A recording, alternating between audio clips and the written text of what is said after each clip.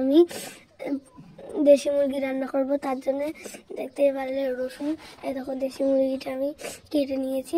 আলু দিব, রসুন, পেঁয়াজ, তেল দিয়ে দিলাম।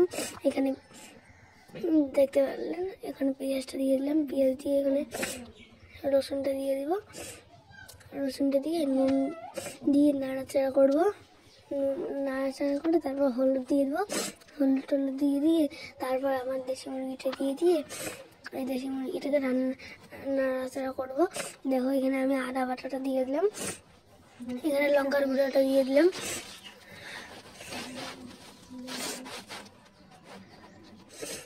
দেখো কি সুন্দর লাল লাল হয়ে গেছে।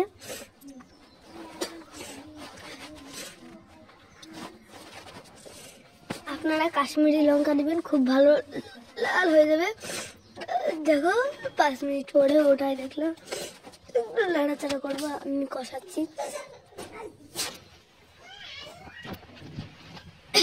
এখানে যে রসুন বাটাটা দিয়ে দিলাম, দিয়ে পানি দিয়ে নাড়াচাড়া করতেছি।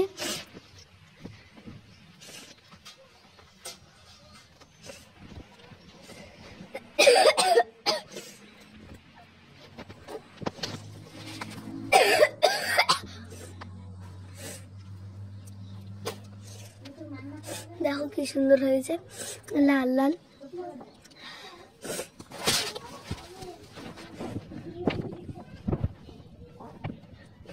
এরকম করে আমি অনেক কয়েকবার কষাবো। জানিনি দেশি মুরগি তাড়াতাড়ি সিদ্ধ না, সেটাকে একটু বেশি করে কষাতে লাগে।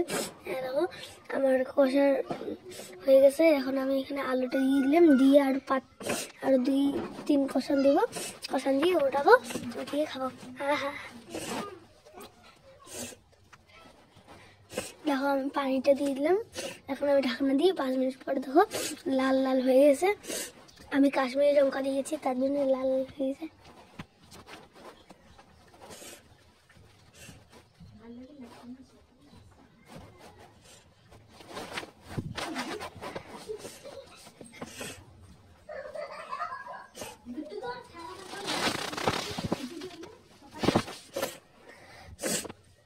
দেখো আমি মশলাটা দিয়ে দিলাম, জিরা মশলাটা। এখন আমি পানিটা দিয়ে দিলাম, দিয়ে নাড়াচাড়া করি।